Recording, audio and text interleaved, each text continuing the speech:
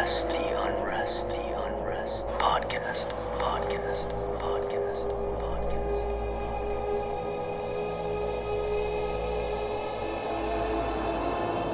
Hello and welcome back to the Unrest podcast. I'm Madeline Green. And I'm Caitlin Stansel. Before we get started, we want to talk about some changes we're thinking about doing. Just kind of to the structure of our podcast a little bit and to Just make a sure structural change. Yeah, logistics, if you will. We know that lately we've been getting kind of long-winded in our shows, and we want to make sure that you get all the content that you want. So we're thinking about changing our format where we're going to have our haunted story and haunted history in one episode and then break out our real life haunt into a separate episode that will air the next week. If you hear something snoring, my dog is snoring in the background. Viva. So that's our thought process, and we hope that you like it. Give us some of your feedback. Join us in our Facebook group, the Unrest Podcast, or you can join us on our page, send us your feedback, or give us a rating on Apple Podcast or wherever you listen to us. Really, we just want to hear that you're listening and what you like about our show. Talking about our Facebook group, though, Madeline, I really love the question that you posed earlier today. You said that, why do you think some spirits stay behind while others cross over? And what's your take on that? Right. So I found that little question and I thought that was a good one to post in our group. I post a lot of different things like that, just questions for people to answer. But I felt like, and I've always kind of felt this way, I don't feel like a lot of people think, oh, if there's a spirit here, it's because they're like in a limbo or they haven't yet crossed over because they have unfinished business. I've never felt like that was the issue with these spirits. I kind of feel like maybe they're here to visit or just something along those lines. Send a message, or at least that's maybe. Right. That's what I hope, is that maybe they're here to like say hello to loved ones, or, maybe they know that that special loved one is kind of having a hard time with their passing. So it's a way to make them feel like they're not completely gone. That has always been my take on spirits and ghosts that are still here. I know a lot of people probably don't agree, but I'm going to continue to think that. I think that's a big part of it, but I feel like there's also the other component of, ghosts or spirits that are unhappy. Right. And I think that there is the argument that, they do feel trapped. And that's, one reason why that they're unhappy. They feel like they can't rest now that they are gone, that they're stuck, in a purgatory or some kind of realm where, maybe they feel like they're stuck in some kind of purgatory or, just that there's some kind of unfinished business that maybe they're not even aware of. So I think it can be a little of both, honestly. Yeah, I could see that. For sure. Okay, well, it might be a little of both for this haunted story that I have to share today. And I really like this one. Well, before you get into it, we poured ourselves some wine. We're going to start doing that before our shows. So do I sound drunk? Is that why you felt like you needed to mention that? Caitlin's drunk, and before she shares her story, I just wanted to tell everyone. No, I was just thinking, what's even crazier is that this is the first time that we've had wine while doing our show. I know. Why haven't we done this from the beginning? So along with changing our whole structure, we're also going to get drunk when we do our podcasts. No, but so if you guys have some wine you like, send us some recommendations and we'll buy it and drink it for you guys on the show. And we'll give you our take on how we like it. Yeah. How spooky it makes us feel. Right now I'm drinking a Pinot Noir from the box. And I'm drinking a Cellar Craft Zinfandel that this man brought to work because he makes his own wine. So is it called Cellar Craft? That's what it says on the label. I love that name. Cellar Craft. I don't know. Well, cheers to you all for listening and sticking with us through season 3 now. We appreciate you guys. Okay. Let's hear the goods. So here's the goods, the haunted story for today. And this I got a little inspiration from Madeline's story last week about the Glacier National Park. And it kind of made me wonder, are there any hiking trails in the US that might have a little haunted happening going on? And all the lists that I came across, they really seem to include this one, and it's called the Iron Goat Trail. Goat. That kind of goat. Yeah. Did I not enunciate enough? No, I'm already drunk. Me too.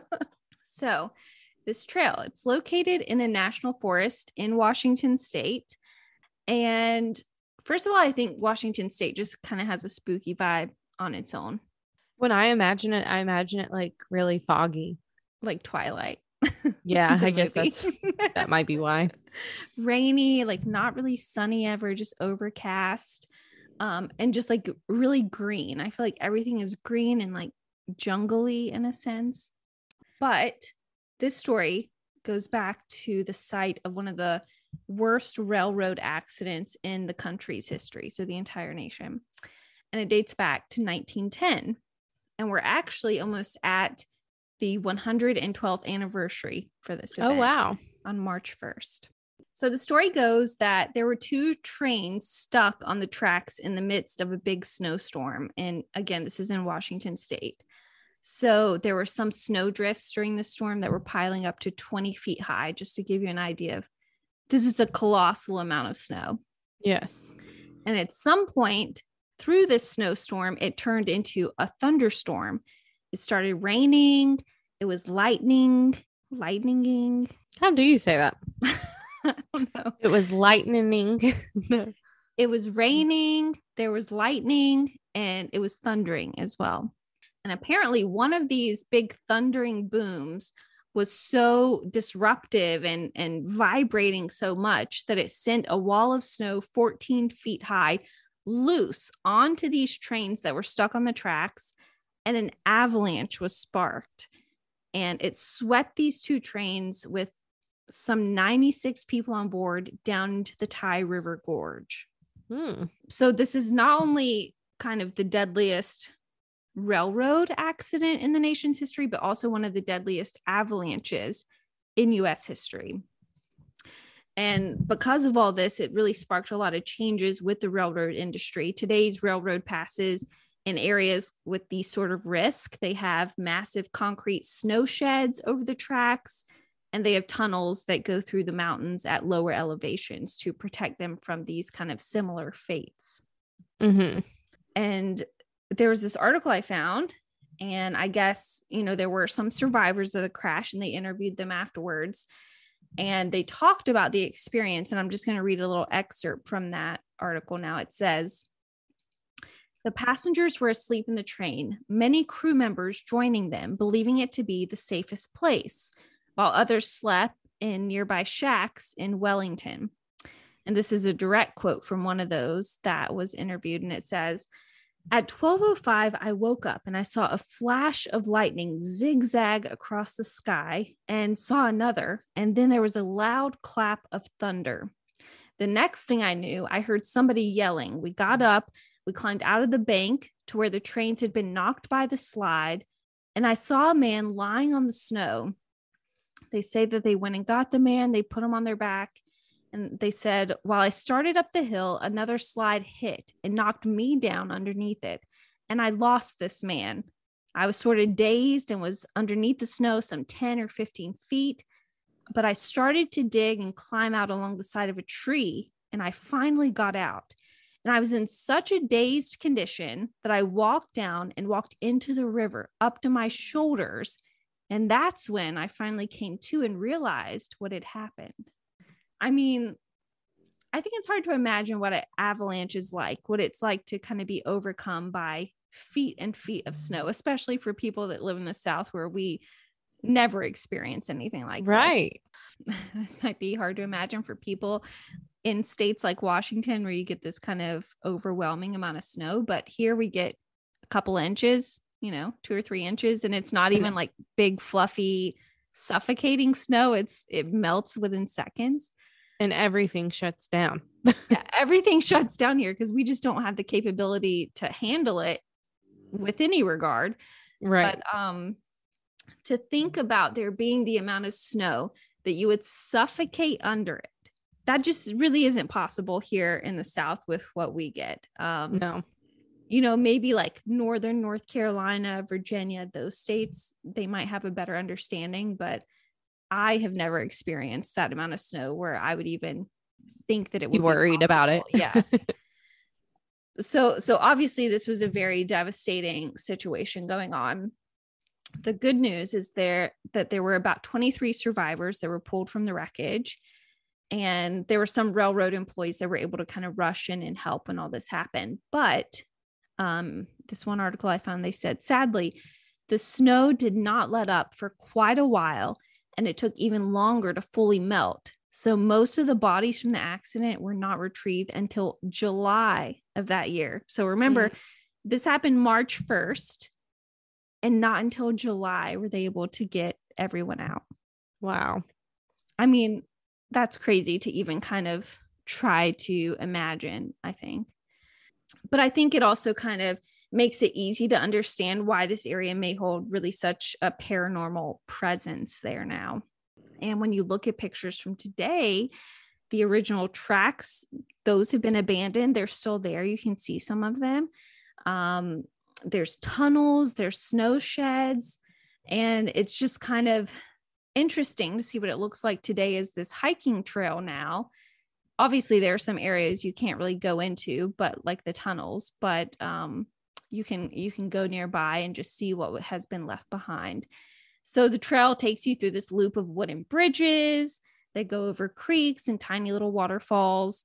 And they say you can even encounter like a bright red caboose that's really a popular photo area there. And there's some signs that tell the story about what happened in the area. So why is it haunted though? You know, obviously this really tragic incident happened, but there have been some encounters since then that make people think that some of these spirits have stuck around. And again, I think it's easy to imagine why they might have been stuck there now. And this kind of goes back to that question you posed, Madeline, about like, are spirits trapped in a place or are they just revisiting? I think this kind of situation makes you wonder what the answer is.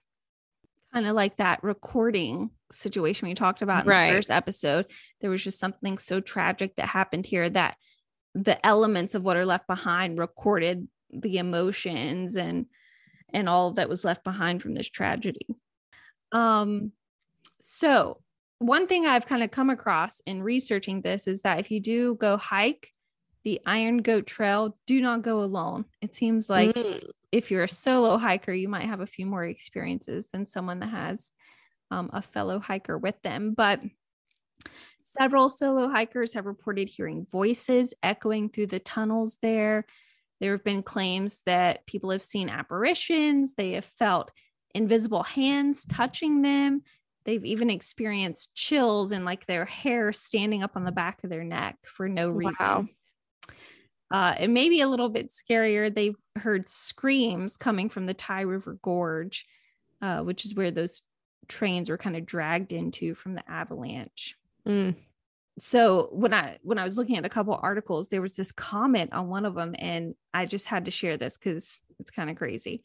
Okay. But one thing to know, though, if you do go hike this trail, is that the old Cascade Tunnel, if you come upon it, you're not supposed to go in there. This has been prohibited. It's not really safe anymore. It was built in 1893, and a lot of people say it looks like it's on the verge of collapse. So avoid that if you can. But it'll be a different kind of avalanche. Yeah, an avalanche of wood and everything else holding up that tunnel there. But looking through the articles, there was one comment that I wanted to share with you guys. Someone had shared a personal story on one of those, and they said, "I've done that trail, still shaking every time I tell the story." They said, "I know why the park rangers will not go up there at night. So many people died so fast, they think that they're all still alive. When you get to that creepy shelter, keep your eyes open and listen. If you hear a little girl screaming and crying, do not panic like I did trying to find her or call out, I'm coming. She's stuck in purgatory for 100 years. So sad. Poor little girl. Isn't that crazy?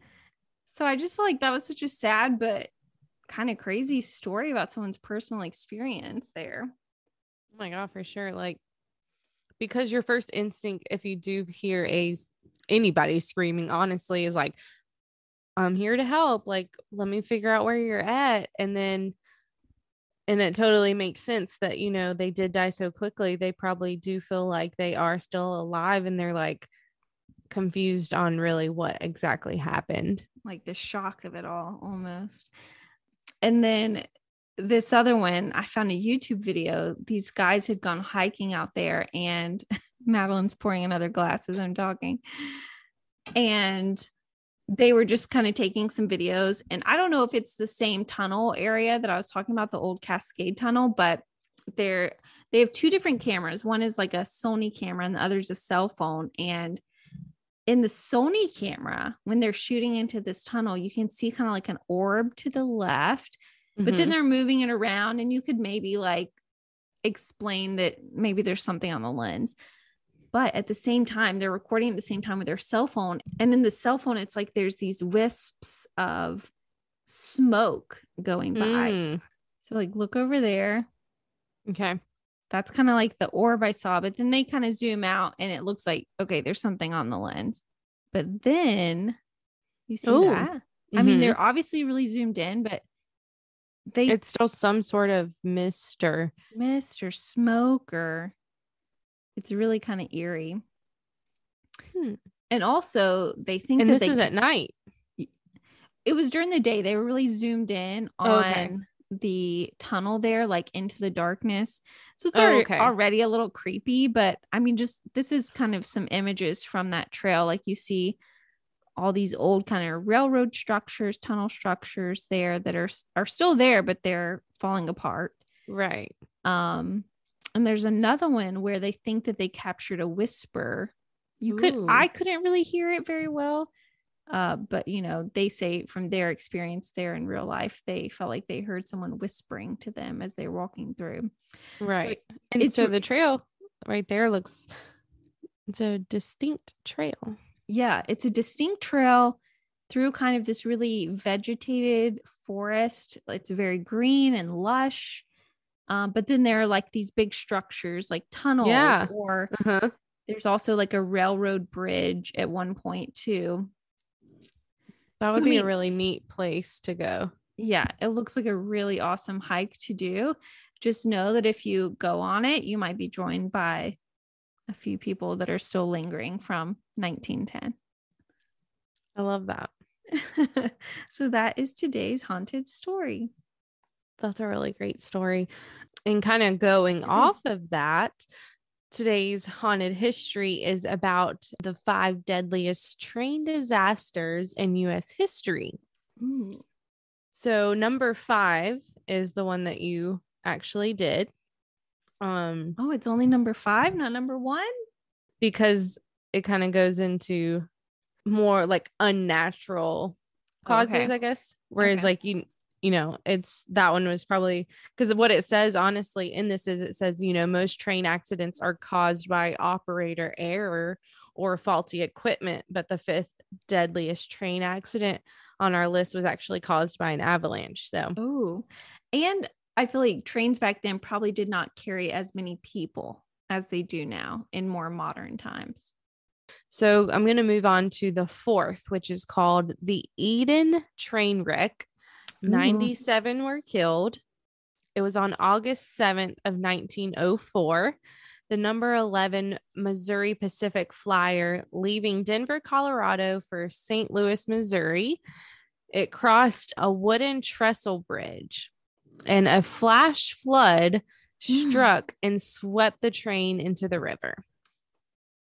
How long were they on the bridge for this to happen? Right? You know what I mean? And it says Did they not see how high the water was? Yeah. The engineer had been warned about the weather, Of course. And though he slowed the train before crossing the bridge, it wasn't enough to really prevent this disaster. And of the 125 people who were actually on the train, 97 lost their lives. Okay, well, this does make me think about just in general how people are when they see water covering a road or bridge. Working in news, I cannot tell you how many times. I mean, you're probably tired of hearing the slogan like turn around, don't drown, but a car will float in like 6 to 8 inches of water, I think. Yeah. And I was doing a live report one time in North Myrtle Beach on camera. This lady drives behind me in like waist deep water and her car starts floating and it shuts off. And I just think people really kind of underestimate the power of water sometimes. I think so. I think for sure, because remember a while back in Colombia when there was that terrible like flood and that girl died, because you just don't realize, like you think, oh, that doesn't people look think super they can deep. drive through it or take a train through it. Yeah. And so that's what happened with the number 4 deadliest train wreck in U.S. history, the Eden train wreck. 97 were killed.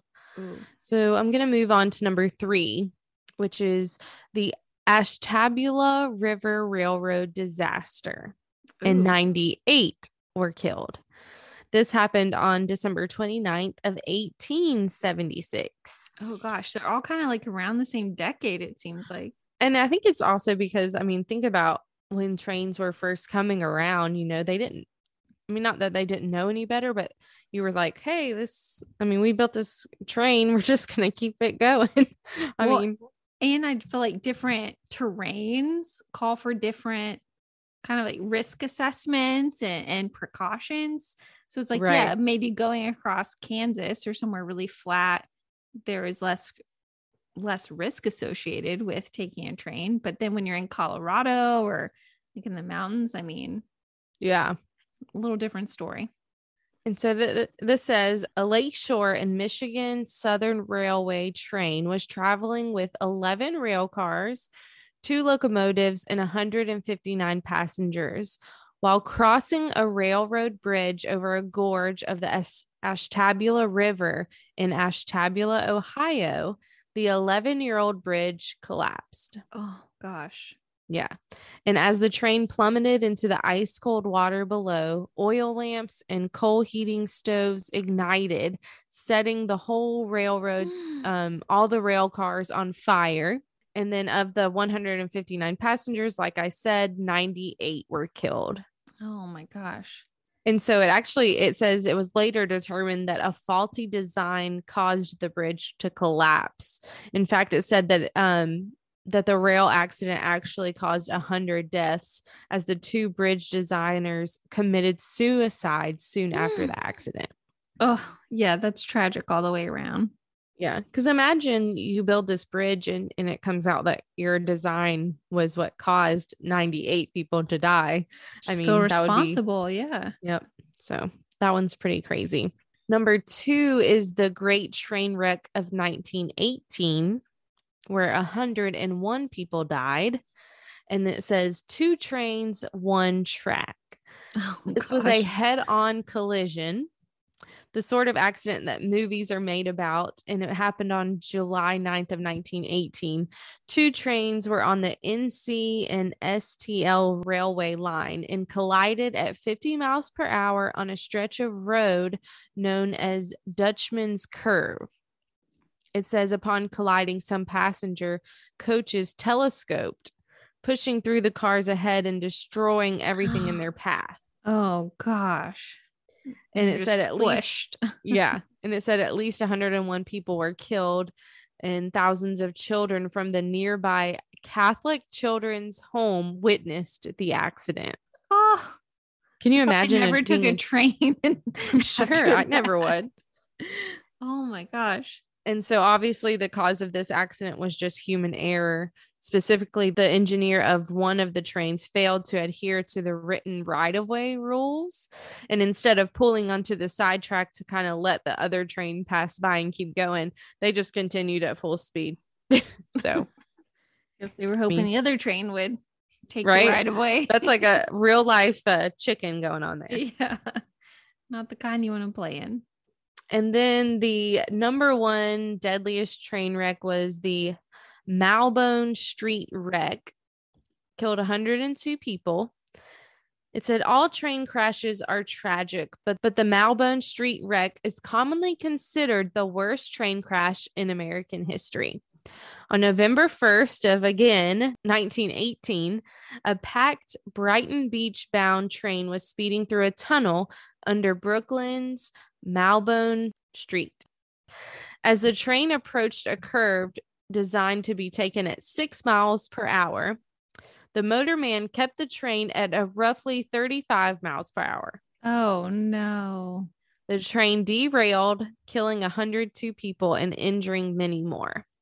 Oh. Again, the cause of this accident was human error, attributed largely to the fact that the 25-year-old driver was inexperienced and only working due to the regular motorman being on strike. Jeez Louise. Okay, well, I will say it sounds like at least modern railway transportation is a bit safer than back in the early 1900s, late 1800s. Right. This article has something else. It's like an extra, and it was called the Buffalo Bill Show train wreck. And it says that even though no humans were killed, more than 100 show animals were killed on this train. It was carrying the Buffalo Bill Cody's Wild West show and actually crashed into another train whose engineer believed that train had already passed. What? And it says that Cody's favorite horse, Old Pap, died in the collision, and that Annie Oakley, the headliner for the show, suffered temporary paralysis. Oh my gosh. So that's an extra. Crazy. Even though no humans were killed, 100 show animals in the Buffalo Bill Show train wreck. So that is your haunted history. This is terrible to say, but why is it sadder when all the animals die? That one hurts my heart. I know. Wouldn't that be sad? I mean, Old Pap. And I just feel like horse. Sometimes it's sadder when animals are involved because they just don't know what's going on, really, you know? Well, right. And they didn't ask to be on the train. Yeah. Humans, for the most part, can decide themselves what to do, but animals do not. We force them to do stuff. Yeah, so that makes it me is sad. But yeah, that's your haunted history. And don't blame us if you never want to take a train anywhere ever again. Well, like we said, we're switching up our structure here just a bit for the Unrest podcast. I think I was about to say like the Railroad podcast. For the Unrailroad podcast. We are going to end it here after your haunted history. And next week, tune in for our real life haunt. This one is so interesting. One of my friends here in the Somerville area, her name's Dom Cooper. She tells a little story of some experiences she's had. She's one of those people that's a little more sensitive to the paranormal, and some encounters she had with a little boy and also a woman as well. Ooh. So make sure you tune in for that. Well, I definitely can't wait to hear that real life haunt. But until then, you can check us out on Facebook. We have a regular Facebook page as well as a Facebook group where I put a ton of random ask questions for you to answer. Or memes. We love spooky memes too. Right. So check those out. We also have an Instagram. We have a TikTok. Sometimes I put stuff on there. Sometimes I don't. I do have a life other than this. And I know it's surprising. And if you have a spooky story that you want to share with us that we can use for our real life haunt, please send them to us at theunrestpodcast@gmail.com, or you can send them to us in the Facebook group or the Facebook page. Yeah, make sure you tell us your favorite wine that we need to try for next week. So, or not next week. Well, yeah, next week. Next week, whenever we're on again. And yeah. Until then, unrest in peace. Unrest in peace. Unrest in peace.